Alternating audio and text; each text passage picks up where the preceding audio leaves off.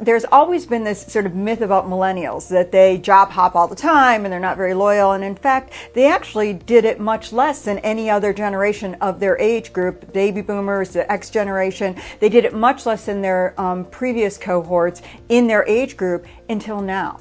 What we're seeing is because of the detachment and lack of cultural and mentoring that we're seeing out there, through the work from home, the things that are lost in translation, we're actually seeing many of these people now feel it's easier to be poached and to job hop because they're already working from home, and so why not work from somebody else? Their loyalties aren't the same, nor are they getting the same experience and enhancements that they need to grow and mature in their own careers. And so this is something that is going to be a real challenge as we look at many firms in the work from home arena and how they embrace it as a hybrid. And I know you've got some insights on the transportation industry, and this really feeds into what is going to be a virtuous or a less virtuous, a more vicious cycle in terms of innovation and young people within the industry.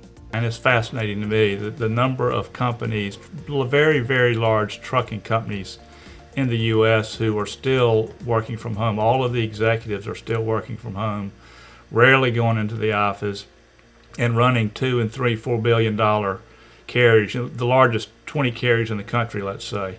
And really fascinating to me that's happened. We were on a wrap-up meeting a couple of weeks ago with a carrier in the middle of the country, and about a half $500 million, $600 million company.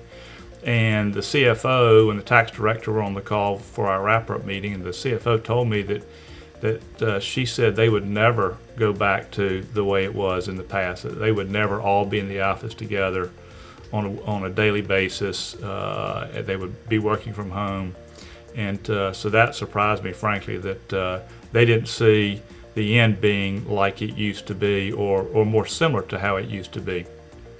And the other thing that's been fascinating is a very large privately owned carrier, about a $3 billion carrier, family owned on the Eastern Seaboard, told me that they're not going in as well. And the COO is one of the family members and said that he misses the collaboration that happens sort of by accident while you're walking down the halls, the so-called water cooler situation, or before and after scheduled meetings. He says when they do conference calls, they address the topic and hang up and don't address any other issues and collaborate and think of new things. And so both of those things really surprised me. You're right on the staff. There's been significant turnover at carriers over time.